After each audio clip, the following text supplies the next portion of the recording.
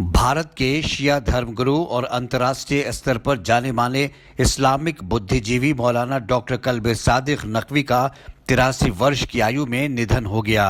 अखिल भारतीय मुस्लिम personal law board के उपाध्यक्ष doctor Syed Kalbe Sadiq लंबे अरसे से बीमार थे, जिनका लखनऊ के एरा अस्पताल में चिकित्सकों की एक टीम उपचार कर रही थी। उनका संबंध लखनऊ के विख्यात धार्मिक परिवार से था। डॉक्टर कल्बे सादिक की नमाज जनाजा लखनऊ के यूनिटी कॉलेज में अदा की गई, जिसके बाद धर्म गुरुओं, बुद्धिजीवियों और आपके प्रशंसकों की उपस्थिति में आपके पार्थिव शरीर को गुफरान माआब कब्रिस्तान में सुपुर्द खाक कर दिया गया। विख्यात धर्म गुरु और बुद्धिजीवी डॉक्टर कल्बे सादिक सभी धर्मों, विशेषकर मुसलमानों के बीच एकता और भाईचारे के लिए सदैव प्रयासरत रहे और उन्होंने शिक्षा प्राप्ति पर विशेष रूप से बल दिया। समय के महत्व को रेखांकित करने वाले डॉक्टर कल्बे सादिक हमेशा नरम लहजे में बात करते थे और वे सरकार के फैसलों पर अपनी बेबाक राय के लिए जाने जाते थे।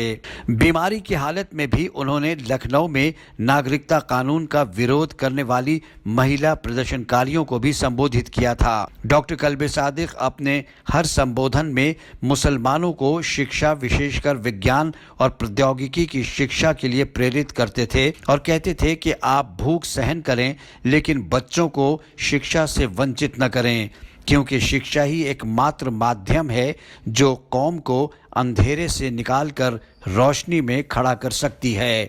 डॉक्टर कल्बे सादिक न केवल मुसलमानों बल्कि सभी धर्मों के मानने वालों में सम्मान की दृष्टि से देखे जाते थे। उनके निधन से भारत के शैक्षिक, सामाजिक, राजनीतिक और धार्मिक हलकों में गम और दुख की लहर दौड़ गई है। भारत की अनेक जानी मानी हस्तियों ने कहा कि डॉक्टर कल्बे सादिक नकवी की धार्मिक, शैक्षणिक और कल्याणकारी सेवाएं कभी भुलाई नहीं जा सकती और उनके जाने से जो क्षति हुई है उसकी पूर्ति नहीं की जा सकती। शिया पर्सनल लॉ बोर्ड के अध्यक्ष मौलाना यासूब अब्बास ने कहा, कहते थे बेटा, वो कौमें कभी तरक्की नहीं करती जो कौमें जाहिल होती हैं, जिनकी हेल्थ अच्छी नहीं होती है, जो कौमें वक्त की पाबंद नहीं होती हैं। 3 चीजों का हमेशा ख्याल रखना, कौम की एजुकेशन, हेल्थ और वक्त। स्वामी सारंग ने डॉक्टर कल्बे सादिक को श्रद्धांजलि अर्पित करते हुए कहा, He was a moving university, वो चलते फिरते विश्वविद्यालय थे।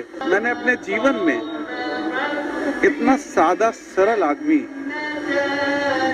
जो कहते हैं कि जिसके पास लियाकत होती है, जिसके पास इल्म होता है तो वो ऐसे झुकता जाता है, तो हमने इतना ज्यादा जमीन से जुड़ा आदमी अपने जीवन में नहीं देखा। Shamshad Kazmi, radio Tehran, Delhi.